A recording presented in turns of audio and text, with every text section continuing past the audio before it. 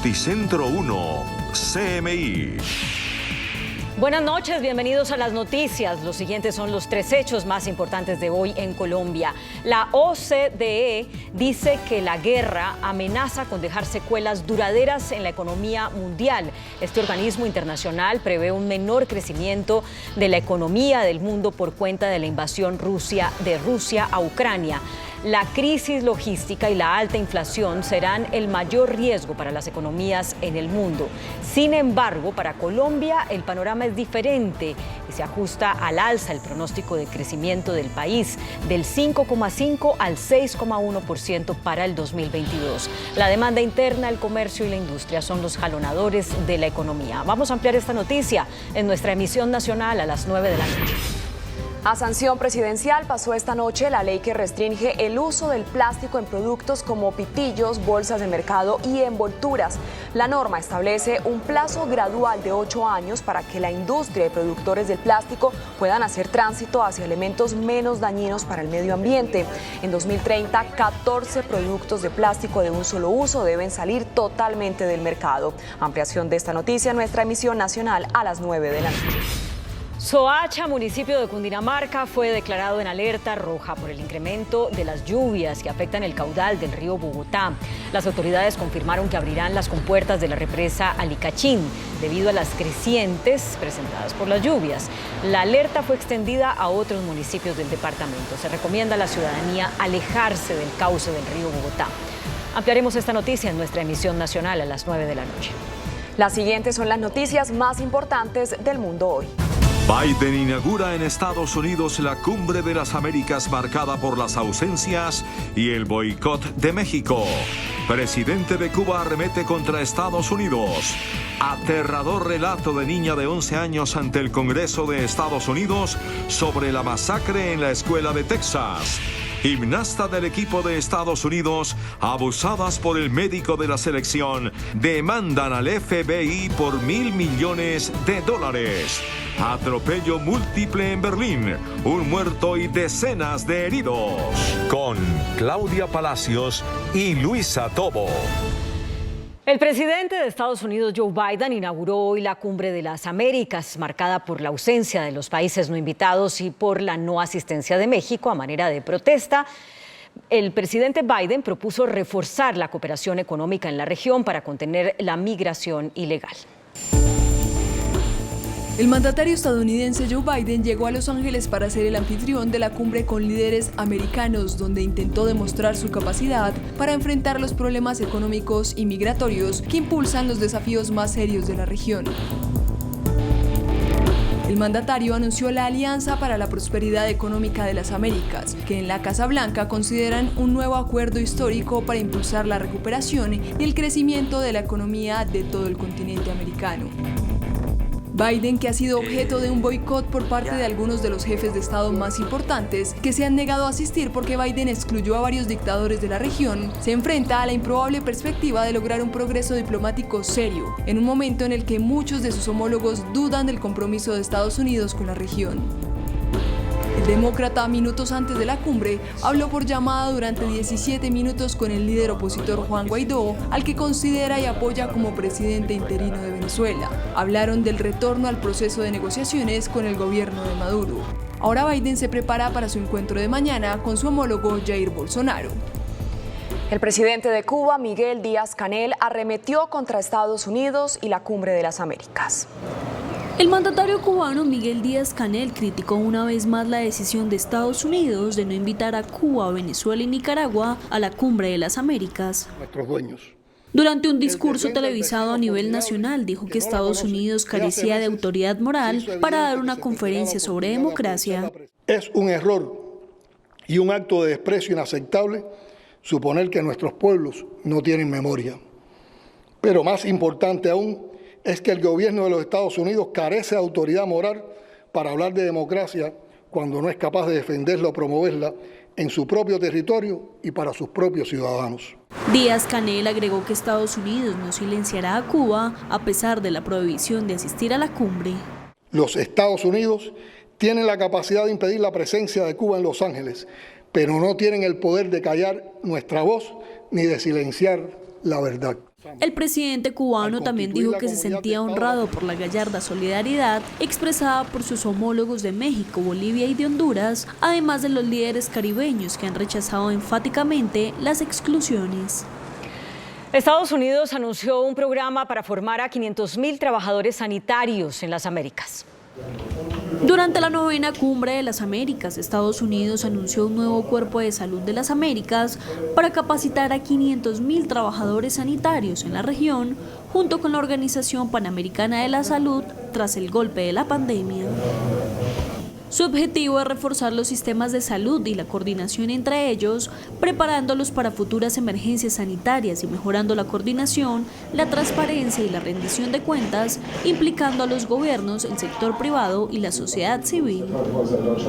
El Cuerpo de Salud funcionará como un consorcio y se asociará con instituciones académicas en Estados Unidos y en toda la región para aprovechar y ampliar los programas de capacitación existentes del Gobierno de Estados Unidos y la Oficina Regional para las Américas de la Organización Mundial de la Salud.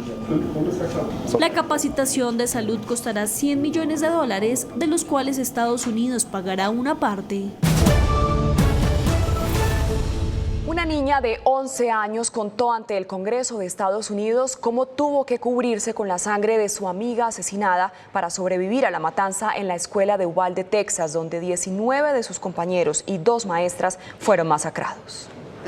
El Comité de Supervisión y Reforma de la Cámara de Representantes escuchó a varios de los familiares y sobrevivientes de la trágica masacre de la escuela Robb de Uvalde, Texas, en momentos en los que el Congreso enfrenta una presión cada vez mayor para responder a la creciente violencia armada en todo el país y cuando se prepara una normativa que podría convertirse en el primer intento de reformar la regulación de armas en décadas.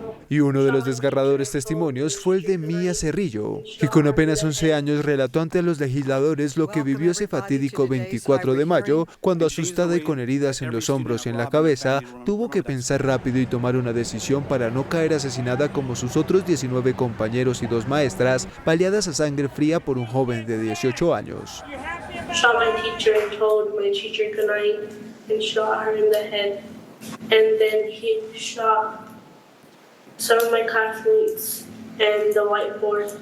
When I went to the barracks, he shot my friend that was next to me, and I thought he was going to come back to the room, so I grabbed the blood and put it all over me.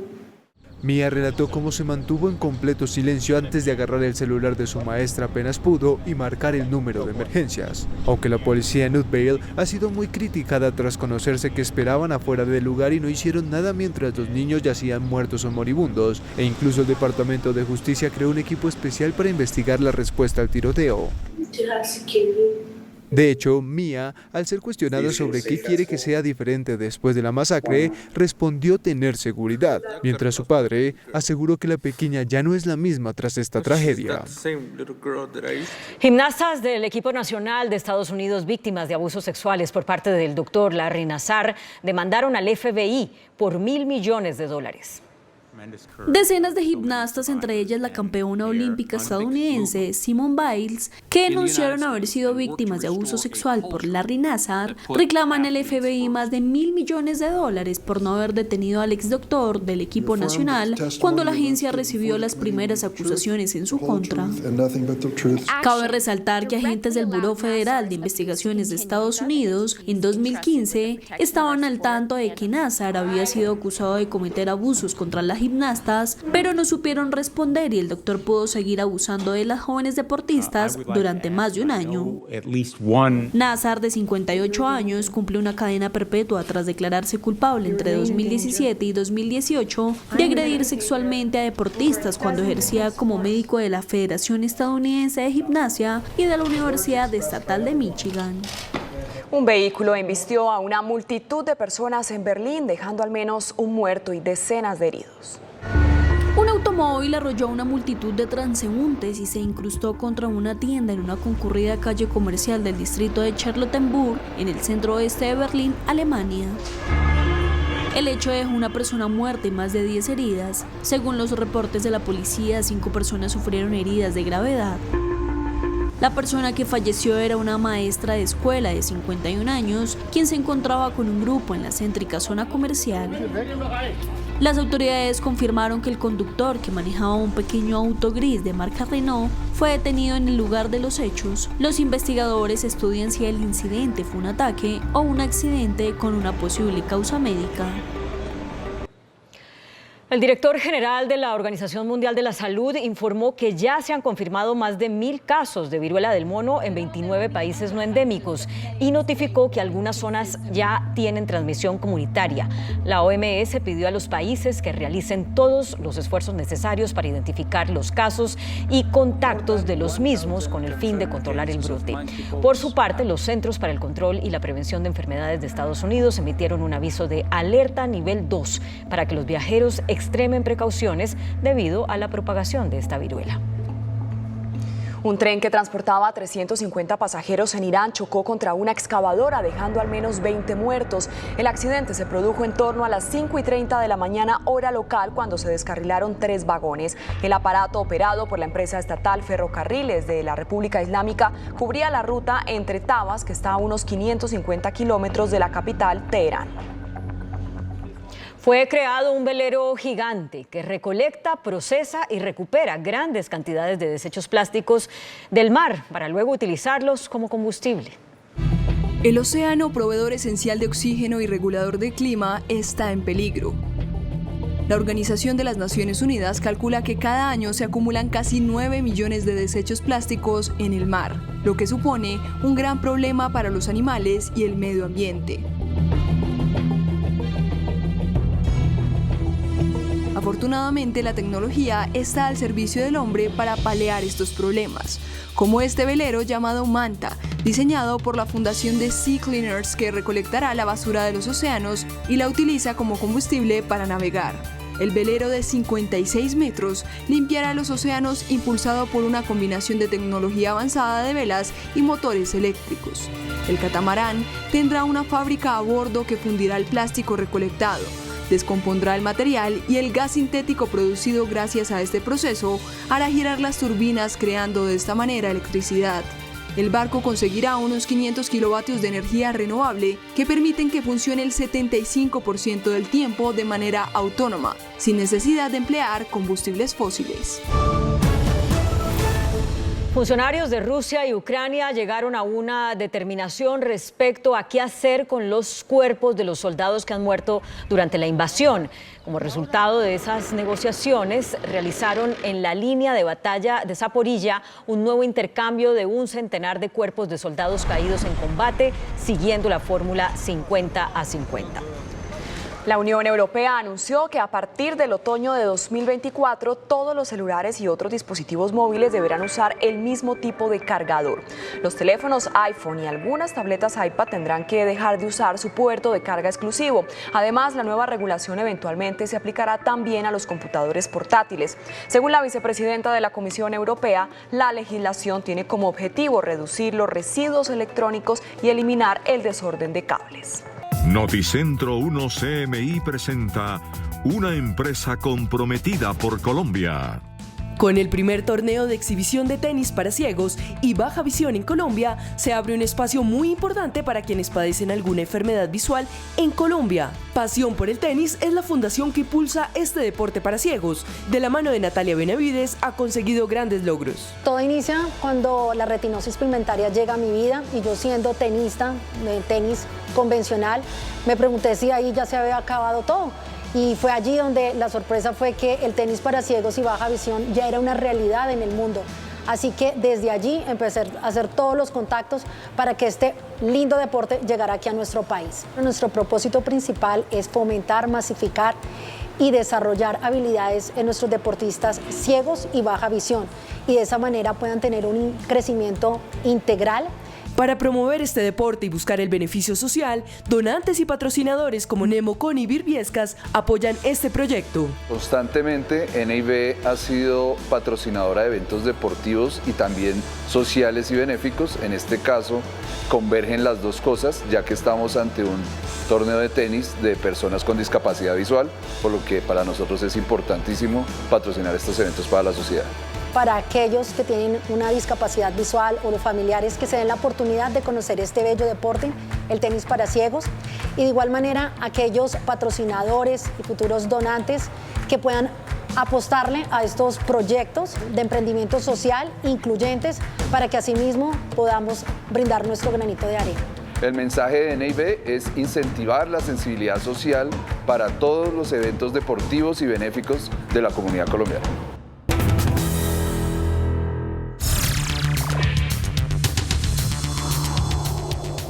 Muy buenas noches. Uno de los mayores problemas que tiene el país en materia de obras públicas es la no continuidad de los proyectos, porque muy pocas veces, tanto en el campo nacional como en el regional, como en el local, los gobiernos que comienzan continúan las obras de los gobiernos que terminan. El fenómeno, por ejemplo, conocido con el nombre de elefantes blancos, tiene tres orígenes. Primero, la no continuidad de las obras. Segundo, el despilfarro de las regalías en las inversiones inocuas. Y tercero, la corrupción. El Contralor General de la República, el doctor Felipe Córdoba, ha hecho un llamado de atención sobre este tema. En este momento él se encuentra en Cali, en donde adelanta una gestión relacionada con los elefantes blancos en esa región. Doctor Felipe, muy buenas noches. ¿En qué anda toda su gestión ahora en la ciudad de Cali, donde usted está? Yamid, querido, muy buenas noches para ti y para todos los televidentes que nos siguen efectivamente por Pregunta Yamid, y que esperamos que esta noche pues tengan claridad sobre el tema de elefantes blancos y que nos ayuden a seguir luchando contra la corrupción en todo el país. A ver, en el tema nacional, ¿en qué consiste el problema de los elefantes blancos? ¿Y cuáles son los elefantes blancos que usted ha descubierto y que inspecciona en la ciudad de Cali?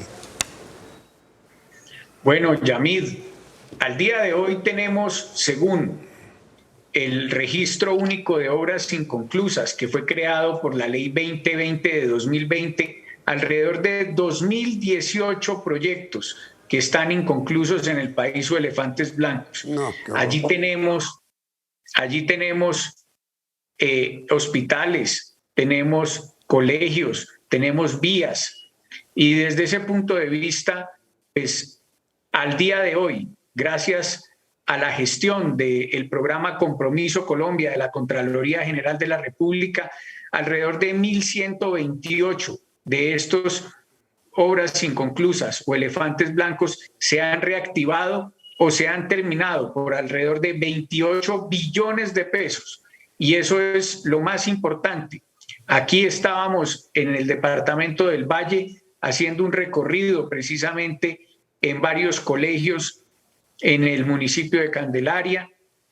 Estábamos también en el municipio de Palmira y estábamos en el municipio de Cali verificando cada una de estas obras, en donde esperamos que prontamente entreguen varios colegios y obra de infraestructura educativa en donde se había dejado sin terminar por parte de lo que ustedes ya conocían anteriormente como lo que dejó Motagua o Graña Montero, que efectivamente nos dejaron sin esta infraestructura educativa para nuestros niños. Hola, Contralor, y mire, ¿qué es lo que origina los elefantes blancos? Bueno, como tú lo decías anteriormente, en muchas ocasiones es la desidia de algún gobernante, en otras de ellas lo ocasionan el hecho de que cambian los gobiernos regionales y en ese sentido el gobernante que llega pues no quiere al anterior y hace que estas obras que efectivamente deben avanzar pues se dejen de lado para que como diciendo efectivamente que no se puede hacer la obra que dejó su antecesor. Y también pues la corrupción, que en algunas ocasiones también hace que efectivamente no se terminen las obras en el país. Hola, Contralor, y mire, ¿qué es lo que provoca esa especie de envidia? O yo no sé cómo llamarla. Ningún gobernante, ni nacional, ni regional, ni local, continúa la que hace su antecesor. ¿Qué es lo que origina esos celos, o cómo lo llamaría usted?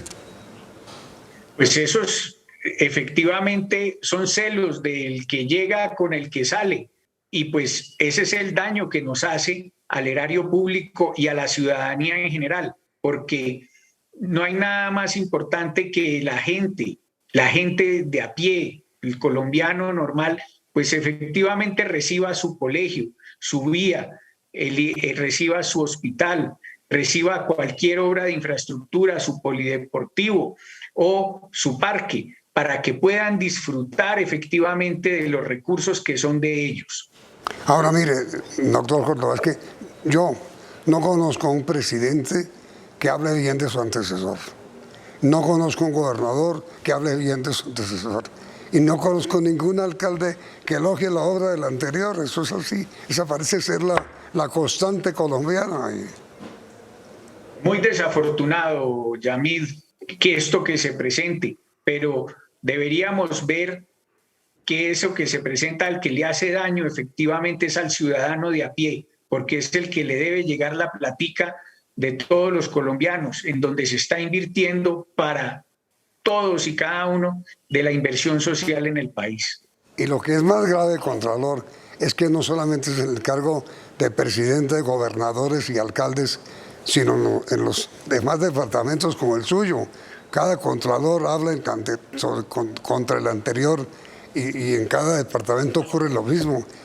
Uno no entiende cómo en todo país desarrollado lo que hay es continuidad, y aquí lo que hay es no continuidad.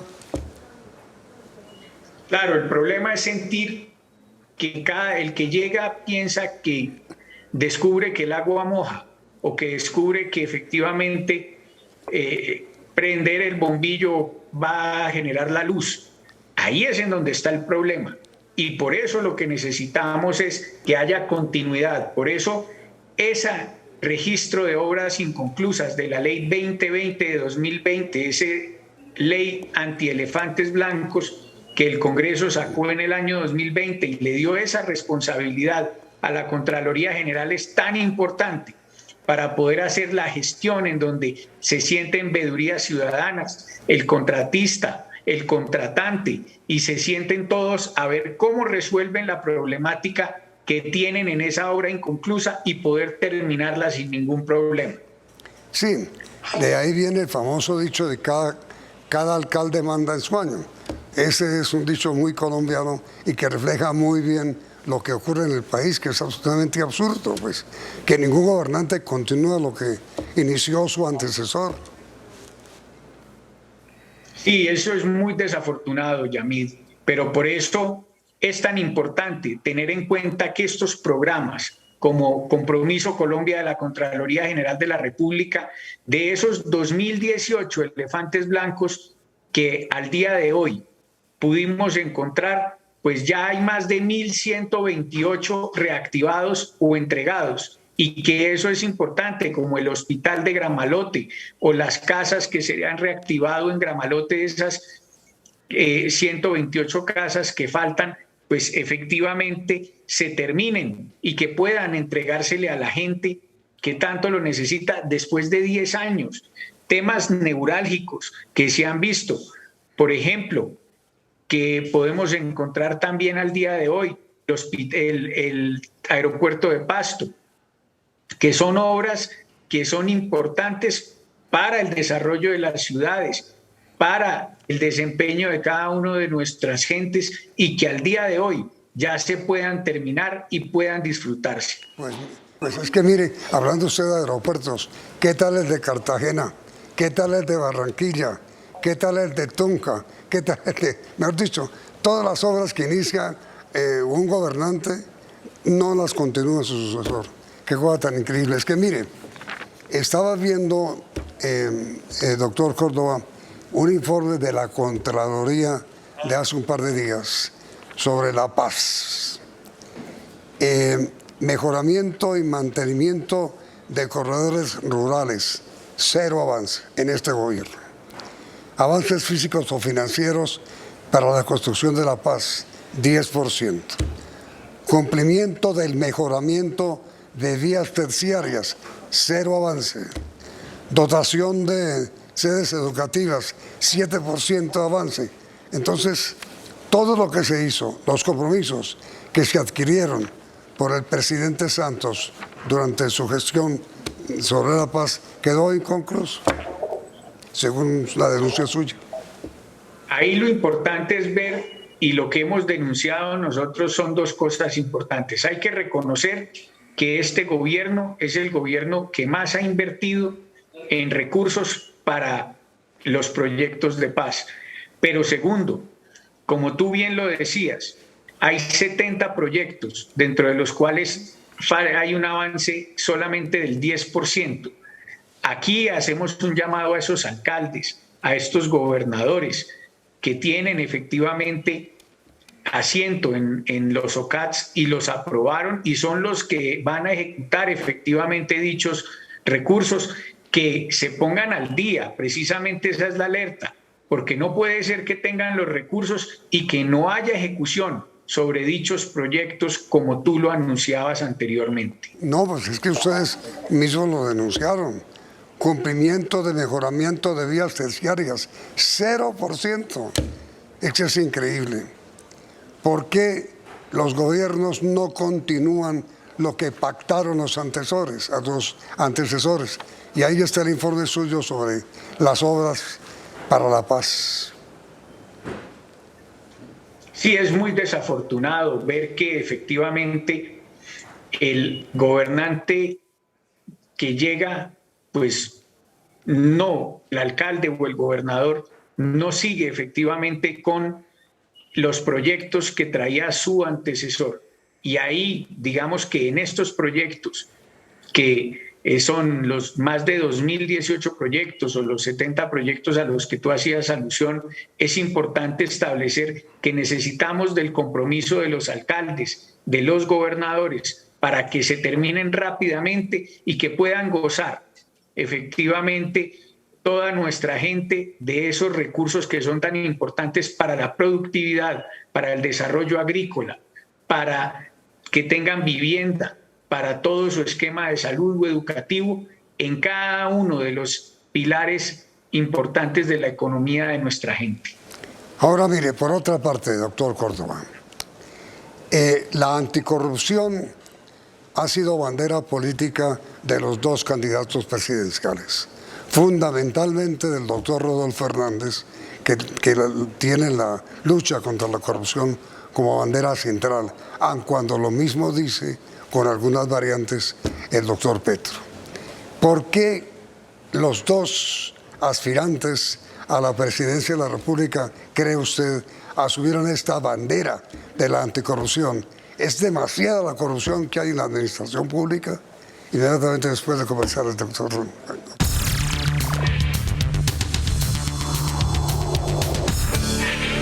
A ver, señor Contralor, ¿es tan corrupto nuestro país, la administración pública e inclusive la privada? Hay un gran sentimiento por parte de la comunidad en general de que hay gran corrupción. Aquí debemos entender de que si bien sí hay procesos en donde se presenta la corrupción, también hay desidia, hay mala administración de los recursos y por eso también hace que eso suba ese imaginario de que hay mayor corrupción.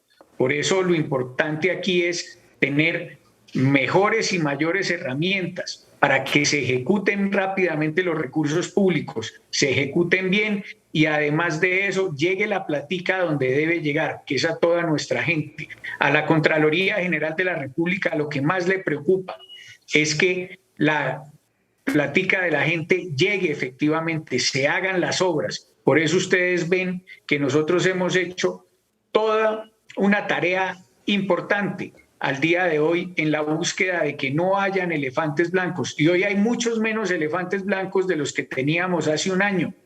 Pero lo que necesitamos efectivamente es que con estas alianzas que tenemos como con ustedes, que nos ayudan a visibilizar los elefantes blancos semanalmente, es que efectivamente podamos de una u otra forma acabar con ellos, evidenciándolos y haciendo que los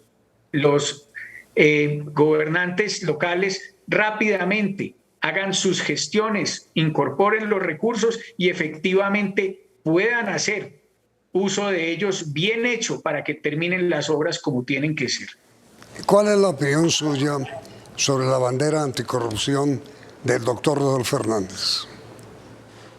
Yo, querido Yamid, en eso no me pronuncio para que efectivamente después no digan que estoy participando en política, pero muy importante la bandera anticorrupción de los dos candidatos y de todas las personas que nos ayuden efectivamente a luchar en contra de la corrupción en el país. Eso es fundamental para que haya mejores condiciones, mejor país y que la plática le llegue a nuestra gente. Ahora, el famoso proverbio de que es tan pecador el que paga por la peca como el que peca por pecar. ¿En dónde está la corrupción? ¿En el que paga o en el que peca? ¿O en los dos? Ahí está en los dos, efectivamente, y lo que necesitamos es tener mejores valores para nuestra gente, para que quien quiera incitar a pecar a nuestra gente no lo haga, y quien sea el que vaya a pecar también no se permita, o efectivamente se abstenga de pecar para que hoy tengamos mejores y mayores condiciones de una u otra manera en todo el país. Ahora mire, doctor Cotado, hablando de su sucesión, supongo que hay aspirantes rodolfistas y aspirantes petristas. ¿Eso es así? Pues hay que ver y hay que preguntarle a las 10 aspirantes que existen al día de hoy por quién ellos se van, digamos, alentando. Eso no sabría decírtelo yo como tal al día de hoy. Pero es claro que sí lo hay. Así no lo mencione usted, pues es obvio que uno siente qué ejércitos tiene el candidato hoy, el próximo presidente, ¿no es cierto?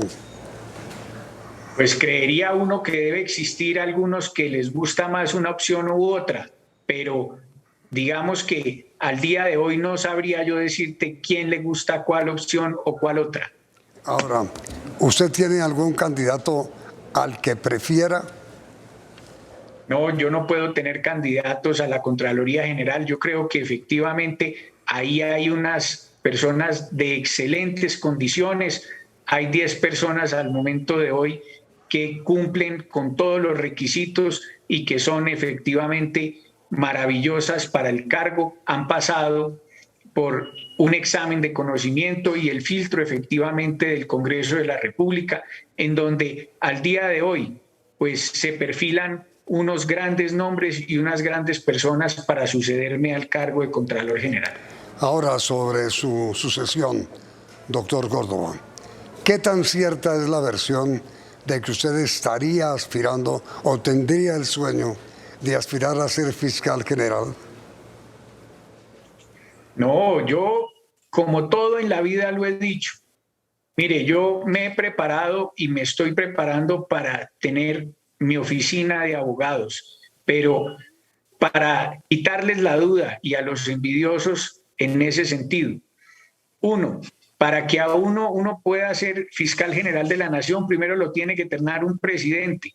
Y pues efectivamente hoy ni siquiera sabemos quién va a ser el próximo presidente de Colombia. Lo más importante también de allí, el tránsito como tal. No soy candidato a la Fiscalía, no he dejado la Contraloría General. Y pues para dar más claridad, no soy hoy el candidato de nadie a la Fiscalía General de la Nación, ni yo mismo, ni mi señora me ha dado permiso en la casa para aspirar de nuevo a ningún otro cargo público.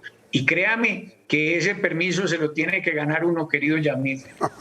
Pero mire algo especial, doctor Córdoba. En estos en estos 4 años del periodo del Congreso que termina, yo creo que ningún candidato logró casi la unanimidad para la elección en un cargo público, lo cual le hace a uno suponer que si hay alguna aspiración que le corresponda elegir al Congreso de la República por parte suya, estaría virtualmente electo si mantiene la fuerza que mostró para que fuera elegido Contralor. ¿Usted no quiere seguir siendo funcionario público? Pues yo te digo con sinceridad que al día de hoy yo no tengo la intención de reelegirme al cargo de Contralor, ni es posible. Por eso una elección hacia el Congreso sería imposible volverla a tener, pero de una u otra manera yo agradezco efectivamente la gran aceptación que se ha tenido por parte del Congreso en el momento que fuimos elegidos como tal, y además agradecemos y agradecimos en su momento todo el apoyo que recibimos para la elección como Contralores Generales. Ahora mire, señor Contralor, hablando ya un poco de lo que fue su gestión, ¿cuál fue el nido de corrupción más aterrador que usted encontró durante sus 4 años de gobierno? Bueno, ahí vimos varios, dentro de los cuales hay procesos en materia de salud, en materia de minas y energía. Ahí encuentras tú casos como el de Saludcop, Reficar, encontramos el proceso efectivamente de mala administración de Hidroituango, en donde ustedes vieron que la Contraloría General de la República, en los casi 100 años de la Contraloría General, pudo recuperar 4.3 billones de pesos, una cifra que nunca se había visto y que efectivamente hoy se pudo hacer con todo el apoyo del equipo técnico de la Contraloría, con mucho, pero mucho trabajo por parte de nuestro equipo en campo, y además de eso, con cada uno de los apoyos que recibimos nosotros en materia técnica. Por eso, digámoslo así, que fueron muchos los procesos que sacamos en estos 4 años, en donde diría que el más importante está el de Hidroituango, en donde se pudo recuperar esos 4.3 billones de pesos para la nación, para EPM en su conjunto, y para que se termine uno de los proyectos más importantes de generación de energía que al día de hoy es Hidroituango. Sí, eso es así y hay que reconocerlo. Pero con Reficar no pasó lo mismo. Con Reficar son 2.9 billones de pesos en un fallo de responsabilidad fiscal. Se tienen embargos a la fecha de hoy de varios inmuebles y varias cuentas, en donde al día de hoy se han podido recuperar alrededor de unos 1.2 billones de pesos en ese sentido, pero digamos que lo más importante dentro de este ejercicio es tratar de salvaguardar el recurso público que es tan importante. Por eso la reforma constitucional al modelo de control fiscal está funcionando.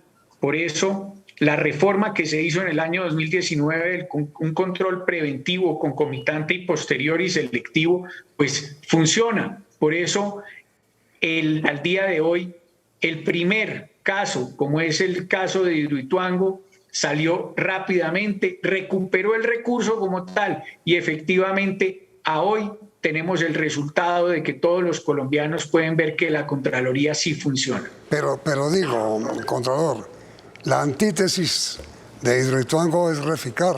Hubo detenciones que no se cumplieron, hubo embargos que no se cumplieron, y eso sigue ahí muy enredado, ¿no le parece? Pues allí hemos podido recuperar no la totalidad de los recursos, pero sí se han podido recuperar recursos hasta 1.2 billones de los 2.9.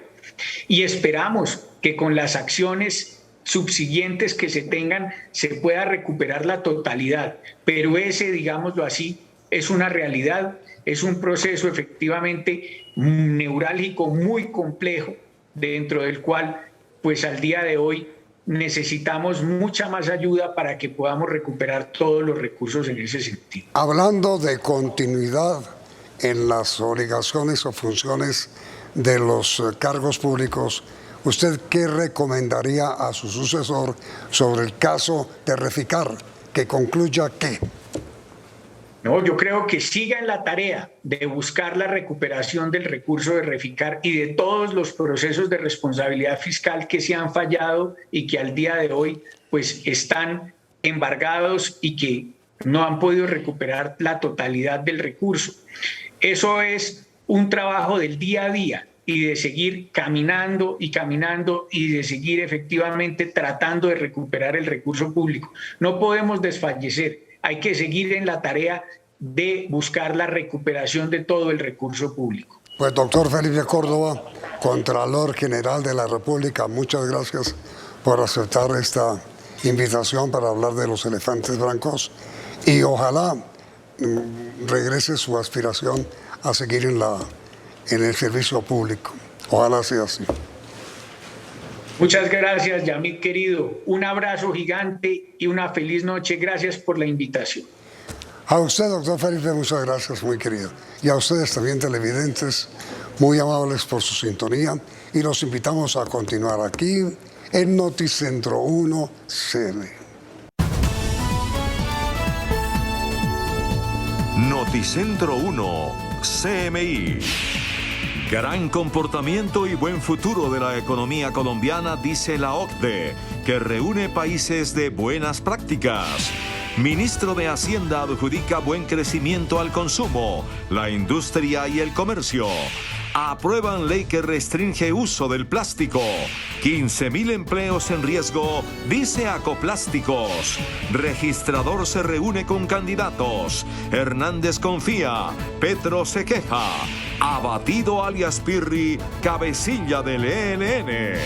Asesinada líder social en Cali. Corte ordena medidas urgentes para San Andrés. Rodolfo Hernández propone regalar drogas a adictos para acabar con narcotráfico. Cesar campaña sucia pide su esposa Socorro Oliveros. Presidente Duque respalda veto a Venezuela en Cumbre de las Américas. Concejales denuncian despilfarro en Alcaldía de Bogotá.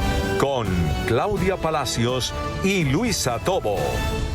Iniciamos nuestra segunda hora de noticias. La Organización para la Cooperación y el Desarrollo Económico, la OCDE, estimó un menor crecimiento de la economía mundial derivado del conflicto en Ucrania por la invasión rusa. Sin embargo, para Colombia mejoró las estimaciones. Es el país número 1 en América Latina en materia de crecimiento económico para 2022, según estas proyecciones. La Organización para la Cooperación y el Desarrollo Económico reveló su informe sobre el estado de la economía mundial en un análisis que incluyó los efectos de la guerra de Rusia y Ucrania. El conflicto, que generó una crisis de suministros, en especial de materias primas para la producción de alimentos, puso en jaque varios países del mundo.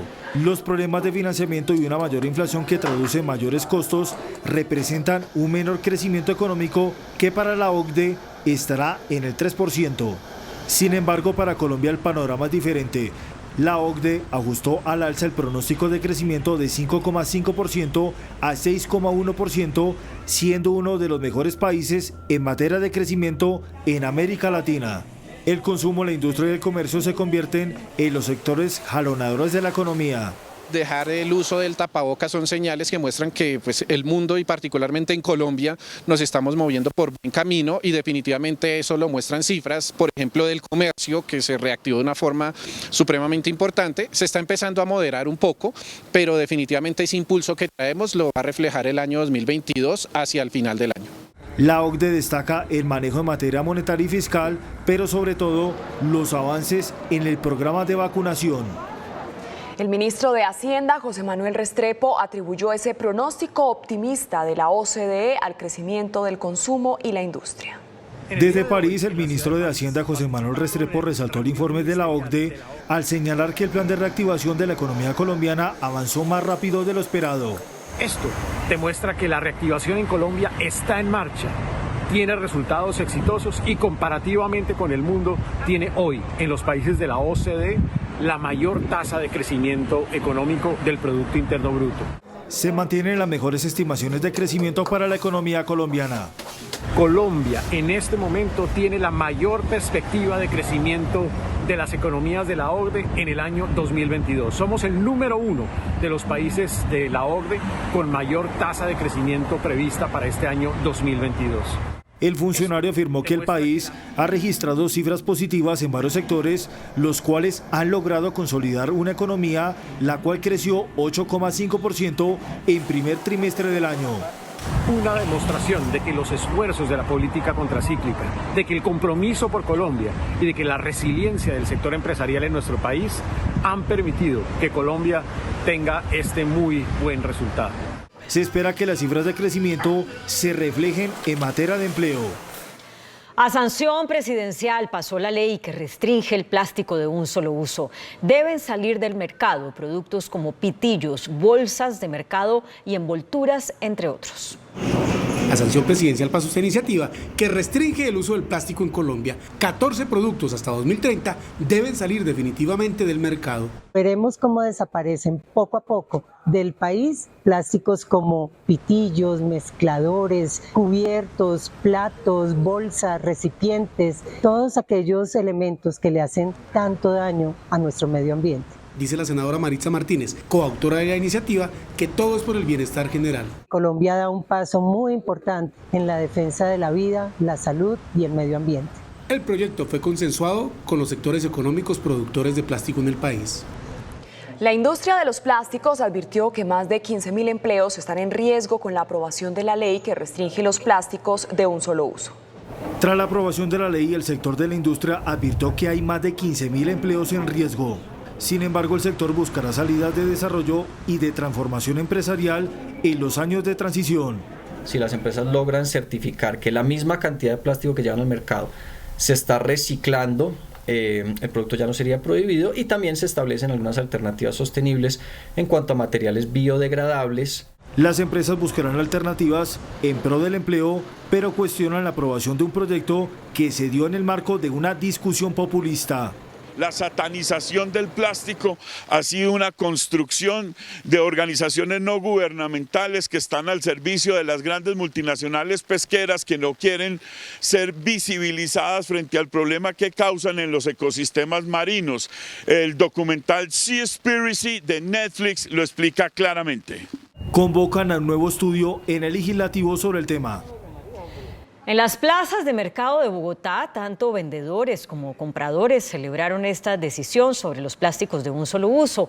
Incluso encontramos algunas tenderas que premian a sus clientes por renunciar al plástico. Esta es la plaza de mercado de las ferias. Aquí se viven situaciones paradójicas. Mientras unas tenderas celebran la desaparición del plástico de un solo uso, otras aún no saben cómo van a hacer para empacar algunos productos como la mora y la fresa o las arvejas. A empacar la mora en un vaso o en un vinipel, la mora se va a estripar, la fresa lo mismo. Todos tenemos que concientizarnos que toca no usar bolsa plástica. Tristemente, como que nos acordamos muy tarde. Sin embargo, en esta plaza ya algunos viven la nueva tendencia de traer bolsas reciclables. Por lo menos yo, a los clientes que traigan sus talegos, los incentivo dándoles frutas. Les digo que les doy una frutica para el día del jugo, digamos. El jugo de hoy se lo doy si traen la bolsa. Las abuelitas traen su canasto, volver a los tiempos de antes. Sea lo que sea, aquí en la Plaza de las Ferias son más las que celebran la medida que las que se oponen, aunque no sea una tarea fácil. El registrador nacional Alexander López se reunió hoy con los candidatos presidenciales. Al término del encuentro, Rodolfo Hernández dijo que confía plenamente en la honorabilidad del registrador. La reunión con los candidatos presidenciales la realizó el registrador nacional Alexander Vega esta tarde en su despacho. Allí, Rodolfo Hernández dijo que confía en su gestión y en la transparencia de las elecciones. Confío plenamente en la Registraduría Nacional del Estado Civil como el elemento institucional que representa la voluntad popular. Confío también plenamente en la honorabilidad del señor registrador Alex Vega y de todo su equipo directivo y de todos los funcionarios.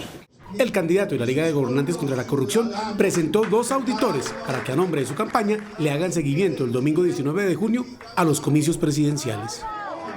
En cambio, el candidato presidencial Gustavo Petro dijo que siente que la cúpula de la registraduría está parcializada y dijo que no siente garantías para las elecciones. Contrario a lo manifestado por Rodolfo Hernández tras su reunión con el registrador, Gustavo Petro, del Pacto Histórico, manifestó que salió de ese encuentro con un sinsabor. Hay, en mi opinión, una parcialidad de la cúpula de la registraduría. Segundo, no ha sido posible hasta ahora la auditoría técnica del software. Se ha impedido hasta este momento. Sin eso no hay garantías. Dijo que le pidió al registrador nacional Alexander Vega que las dos campañas, la de Rodolfo Hernández y la de él, tengan presencia de jurados en todas las mesas de votación. Las declaraciones de Gustavo Petro las hizo tras un encuentro con personas en condición de discapacidad con las que se comprometió y que apoyan su campaña. Y esta misma noche el registrador nacional Alexander Vega le respondió al candidato Gustavo Petro. Dijo que tiene todas las garantías en la organización electoral. A la desconfianza del candidato presidencial Gustavo Petro en su gestión, le respondió esta misma noche el registrador nacional Alexander Vega. No dice cuál es la desconfianza y la parcialidad de la cúpula de la registraduría, más que el concepto o el contexto de la reunión fue brindarle garantías. Algo que sí noté en la reunión es que hay una desconexión entre los candidatos del pacto histórico y los representantes de la campaña ante la organización electoral. Desconocía quién eran los auditores que había nombrado, razón por la cual el candidato Gustavo Petro reasignó 7 auditores. El registrador participó junto con el ministro del Interior y la cúpula de las Fuerzas Militares y los organismos de control en la última sesión de la Comisión de Garantías Electorales de cara a la segunda vuelta presidencial. En medio de una operación militar resultó abatido alias Pirri, integrante de la Dirección Nacional del ELN. Las fuerzas militares y la policía revelaron detalles de este golpe a la guerrilla. Según el reporte de las fuerzas militares, Felipe Alcocer Alvarino, de 51 años, era el único integrante de la Dirección Nacional del ELN que se encontraba en Colombia. Controlaba las acciones violentas en 14 departamentos del centro y oriente del país. Era el articulador de los bandidos del ELN en Colombia con los bandidos del COSE que se refugian en el exterior. Lo señalan como el principal responsable de la violencia urbana del ELN y del financiamiento de grupos radicales. De las intenciones de influir urbanamente en los desórdenes a través de algunas denominadas líneas de varias ciudades, con actos violentos de bloqueos, de disturbios que generan ataque a la fuerza pública. Alias Pirri murió en la misma operación en la que fue capturada alias Violeta, presunta responsable del atentado en el que murieron 3 personas en el centro comercial andino de Bogotá. En Cali fue asesinada una líder social y defensora de derechos humanos, quien había huido del Chocó por amenazas contra su vida. Jesucita Moreno, de 60 años, fue asesinada en esta casa del nororiente de Cali y según la Policía Metropolitana no contaba con esquema de seguridad al no aparecer en la base de datos del Sistema Integral de Derechos Humanos. Al verificar en el Sistema Integral de Derechos Humanos, esta persona no se encuentra registrada. Esta persona es ultimada a la parte interna de una vivienda.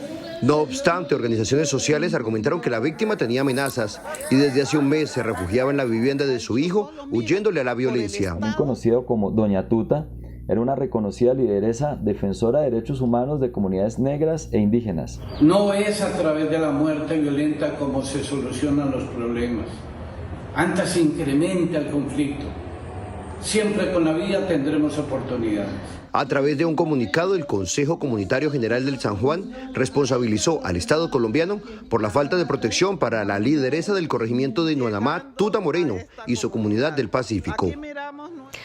En el búnker de la Fiscalía en Bogotá permanecen las 5 personas capturadas por el homicidio del fiscal paraguayo Marcelo Pecci.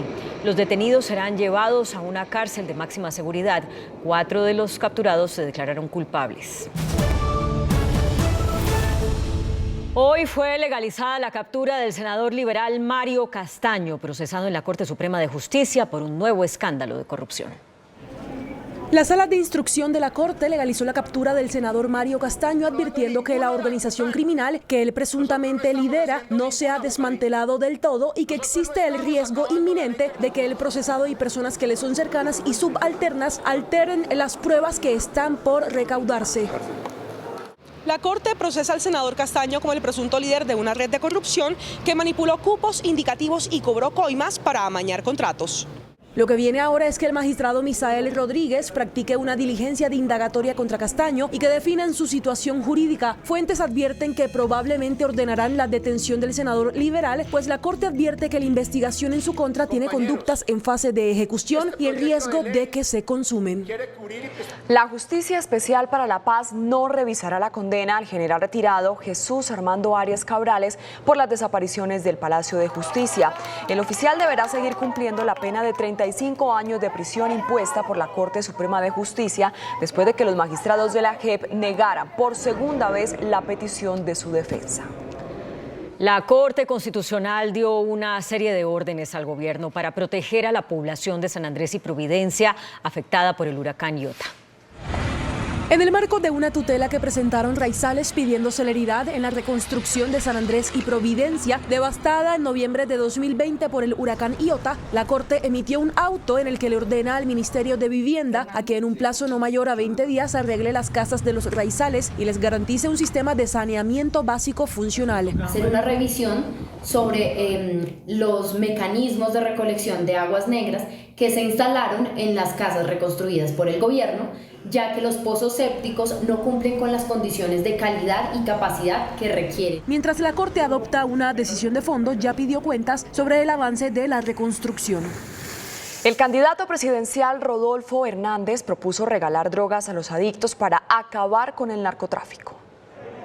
El candidato presidencial anunció que si es elegido, en el primer mes de su gobierno hará una revisión de precios en el proceso de producción, distribución y comercialización de energía que hacen costoso el servicio a los clientes. También habló de su propuesta de entregar gratis drogas una vez se reconozca la condición de adicción de una persona.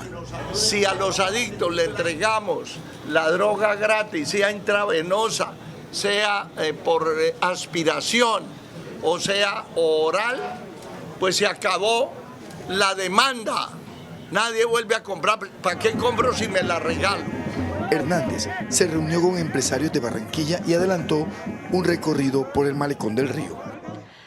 Socorro Oliveros, la esposa del candidato presidencial Rodolfo Hernández, pidió cesar la campaña sucia en medio de esta contienda.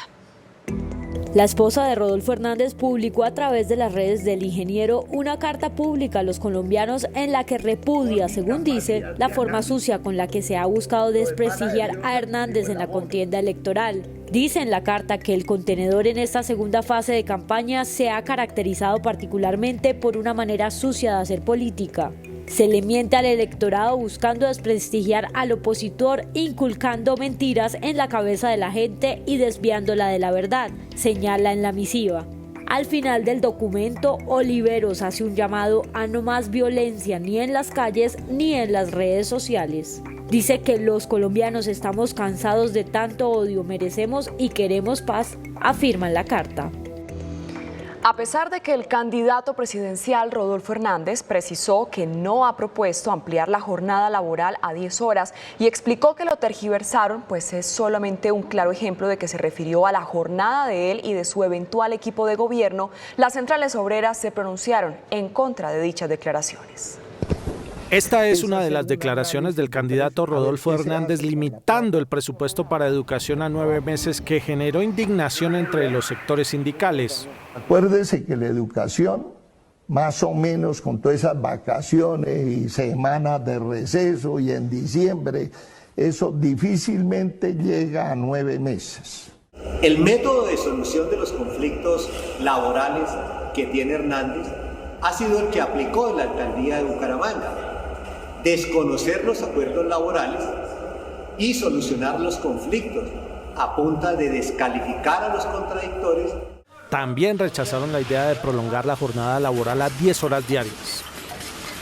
La Comisión de Acusación e Investigación de la Cámara de Representantes archivó una investigación contra el presidente Iván Duque por supuesta participación en política durante la presente campaña electoral.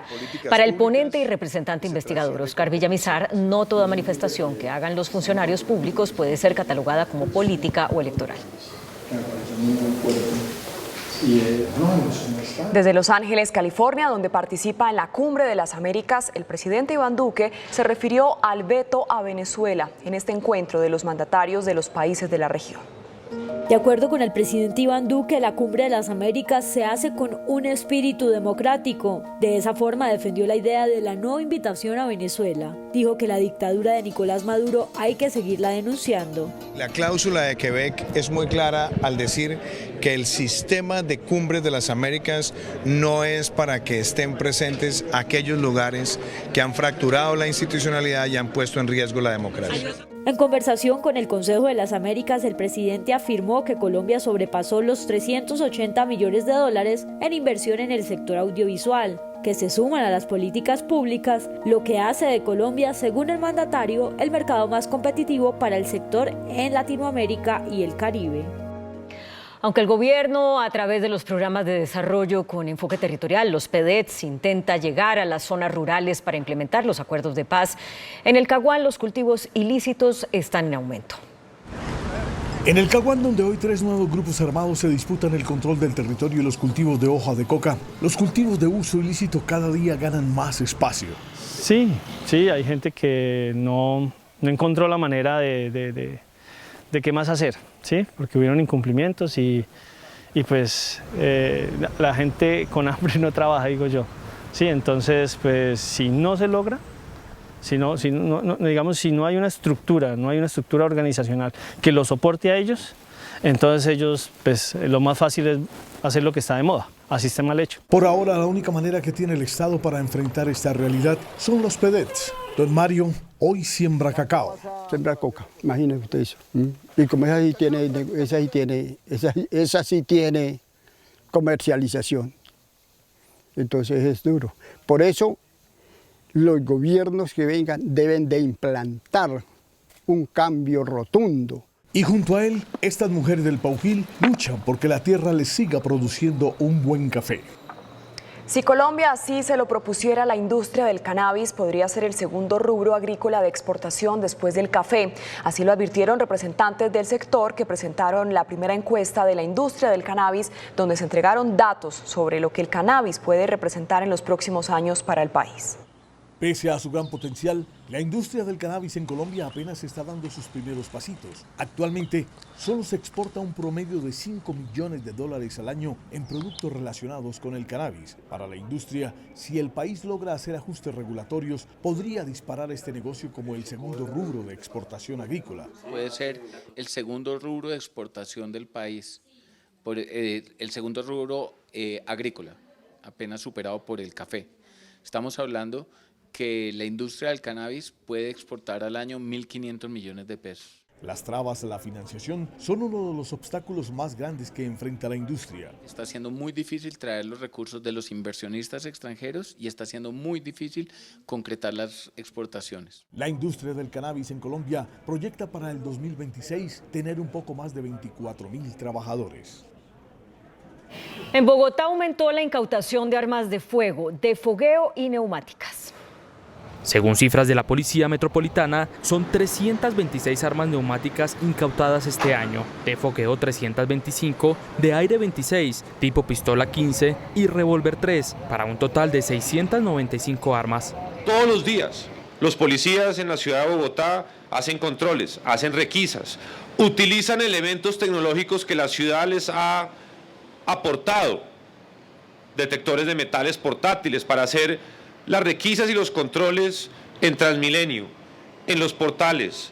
En lo corrido de este año se han impuesto 17.674 órdenes de comparendo por diferentes conductas. De los 12 delitos que se verifican o que se les hace el seguimiento, 11 delitos en el mes de mayo lograron una tendencia a la baja. Y también hay aumento en la incautación de armas blancas, 15% respecto al año anterior, con 68.427 incautadas este año. El concejal Jorge Colmenares dijo que la administración de Bogotá se ha gastado más de 70.000 millones de pesos en carros de alta gama y celulares para uso de los funcionarios. El concejal Jorge Colmenares denunció un despilfarro de más de 70.000 millones de pesos en la administración de la alcaldesa Claudia López. En lujos para sus funcionarios directivos. ¿Y cuáles lujos? En camionetas de alta gama, en celulares, y además de eso, los bogotanos le están pagando a estos funcionarios sus planes postpago de celulares. Según el cabildante, solo en celulares de alta gama y planes de celular, el distrito ha gastado más de 15.000 millones de pesos. La directora de la UAES le mostramos acá cómo tiene un celular de 5 millones de pesos, que es plata del distrito. Colmenares llamó la atención por el gasto de gasolina en carros oficiales de la Alcaldía de la Candelaria y de la Subred Sur. Gasta 700 millones de pesos en combustible, siendo la subred más pequeña. El próximo viernes, el distrito responderá a las denuncias por gastos innecesarios. El 75% de los casos de abuso policial cometidos en el marco del paro nacional están en la impunidad. Eso fue lo que denunció el concejal de Bogotá, Diego Cancino. Un año después de las protestas del paro nacional, poco o nada ha pasado con los casos de abuso policial. Que nosotros podríamos estar hablando de un 90 o 95% de impunidad. Después de un año de que pasó esto. Y en los casos de lesiones oculares, el 100% de los casos de lesiones oculares no han entrado a la justicia. Según la Fiscalía, fueron 3.169 víctimas de delitos en el marco del estallido social, pero en el 61% de los casos no se han identificado a los responsables. Muchos de los policías, si no todos, siguen vigentes. Algunos los han ascendido. A Lucas le atentaron el 5 de mayo del 2021. Ya estamos próximos a los 13 meses, donde no ha habido voluntad por la Fiscalía. La herida más profunda está en los rostros de jóvenes como Daniel Igaret, quienes perdieron uno de sus ojos. Se documentan por lo menos 93 casos. No se ha identificado el responsable, no se han comunicado, no hay una audiencia. Las víctimas del paro nacional no solo claman justicia, sino reforma a la policía. Ocurrió un aparatoso siniestro vial en la localidad de Puente Aranda, en Bogotá. 2 motos y un vehículo colisionaron sobre el Puente de las Américas con carrera 50. El impacto fue tan fuerte que el carro particular se volcó y uno de los motociclistas salió volando y cayó del puente al primer nivel. El motociclista fue rescatado con vida por los organismos de emergencia. Un hombre se ha convertido en el terror de conductores y usuarios de los buses del Sistema Integrado de Transporte en la localidad Kennedy, en Bogotá. Con una cauchera y balines, este joven ha vandalizado más de 50 vehículos. 1, 2, 3 y la cuenta sigue. Son más de 50 buses los que han sido atacados por el hombre de la cauchera en la localidad de Kennedy. Ya tenemos individualizada a la persona, tenemos unos videos donde efectivamente se muestran a esta persona con una cauchera lanzando balines y afectando estos buses. Como si se tratara de un francotirador, desde la terraza de su casa apunta a los buses que transitan llenos de gente y estalla los vidrios. Estamos revisando a ver si inclusive le podemos imputar el delito de terrorismo, porque son hechos que afectan a toda la ciudadanía y que generan una zozobra. Las autoridades ya lo tienen identificado. Se trata de un joven entre 20 y 25 años que actúa sobre todo en la noche y en la madrugada. En las próximas horas, la Fiscalía expedirá orden de captura contra este hombre. Soacha, municipio de Cundinamarca, fue declarado en alerta roja por el incremento de las lluvias. Para disminuir la creciente del río Bogotá, las autoridades abrirán las compuertas de la represa Alicachín y por eso también emitieron una alerta para los municipios río abajo. El municipio de Soacha, Cundinamarca, declaró alerta roja ya que se abrirán las compuertas de la represa Alicachín debido a las crecientes presentadas por las lluvias. La compuerta de Alicachín, que abre las puertas a la desembocadura del río Bogotá hacia el Salto del Tequendama, pasará de 150 metros cúbicos por segundo a 220 metros cúbicos por segundo. La alerta se extendió a otros municipios de Cundinamarca, lo cual generará una alerta roja en todas las poblaciones, tanto del Charquito de nuestra ciudad, pero todas las poblaciones que constituyen el Alto, el Bajo y el Medio Magdalena, hasta su desembocadura en el río Magdalena. Salda Arriaga, alcalde de Soacha, recomendó a la ciudadanía alejarse del cauce del río Bogotá y no construir cerca, porque siempre las aguas recobran sus espacios. Las lluvias provocaron nuevas emergencias en diferentes regiones del país. En Santander, 30 municipios continúan gravemente afectados por la ola invernal. 25 de ellos fueron declarados en calamidad pública. Las lluvias de las últimas horas provocaron el desbordamiento del río Lebrija en Río Negro, inundando grandes plantaciones de palma africana, yuca, cacao y café. También se llevaron animales y dejaron incomunicadas varias veredas. Según los reportes de la unidad de riesgos que atiende las emergencias, suman 10.000 las familias damnificadas. También la vía Bucaramanga-Barranca Bermeja presenta cierre total por caída de rocas y deslizamientos. Como variante para llegar al puerto petrolero, se debe usar la ruta del cacao inaugurada recientemente. Las intensas lluvias en la serranía del Perijá provocaron los desbordamientos de los caños San Ignacio y Caño La Cubana, dejando 7 barrios literalmente inundados en el municipio de Curumarí. En el municipio de San Alberto, en el sur del Cesar, este bus que transportaba a más de 15 pasajeros hacia el casco urbano de esa población quedó atrapado en medio de una creciente súbita de la quebrada La Lejanía. En los municipios de Chiriguaná, San Alberto y Curumarí, las emergencias dejan más de 6.000 familias damnificadas, siendo este último el más afectado por el fenómeno natural. Tras las lluvias que inundaron a varios barrios de Pasto, uno de los sectores afectados fue la plaza de mercado El Potrerillo, en donde al menos 4 sectores resultaron anegados y con pérdidas para los vendedores de esta, que es la plaza de mercado más importante del departamento. Un arroyo en una vía Canal de Soledad provocó hoy una nueva emergencia cuando llovía en el área metropolitana de Barranquilla. El conductor de una camioneta fue sorprendido por la corriente y arrastrado más de 500 metros. En videos grabados por vecinos de la ciudad de la metropolitana se ve la angustia y la impotencia para ayudar al conductor y ponerlo a salvo. Incluso alcanzó a pasar el vehículo por un box culvert y luego, al final del arroyo, llegar a una orilla en donde pudo ponerse a salvo. El Ministerio de Comercio reportó un cumplimiento del 94% de los programas de comercio exterior. De acuerdo con la cartera, se cumple en un 94% con las recomendaciones de la Misión de Internacionalización para promover las exportaciones y las relaciones externas del país. Se registran cifras de crecimiento en inversiones y se adelantan negocios con nuevos socios comerciales.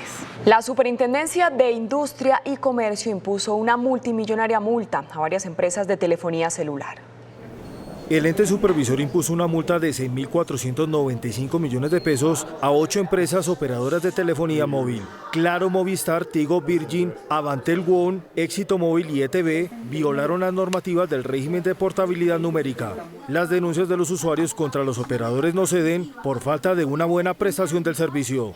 Se encuentran frecuentemente con mecanismos de inteligencia artificial que no les resuelven las preguntas, líneas telefónicas en las que se cae la llamada, en que no les dan un radicado, y allí todavía hay mucho que hacer en materia de comunicaciones, más allá inclusive pues, del tema de portabilidad numérica y otras prácticas que pueden afectar a los consumidores en el día a día.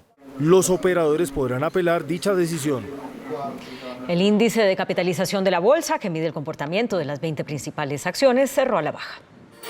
El índice selectivo MSCI Colcap de la Bolsa de Valores de Colombia bajó 1,66% a 1.560 puntos. La acción de Interconexión Eléctrica ISA fue la que más subió, con una valorización de 2,50% a 22.990 pesos.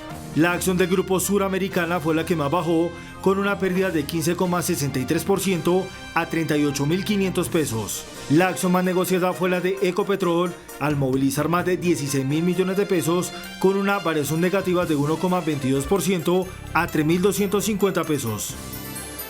Y el dólar cerró a la baja. Indicadores económicos en Noticentro 1 CMI. La tasa representativa del mercado que regirá para mañana jueves será de 3.782 pesos con 65 centavos. Los profesionales del cambio compran la divisa en promedio entre 1.800 pesos y la venden entre 1.850 pesos. Un euro cuesta 4.078 pesos.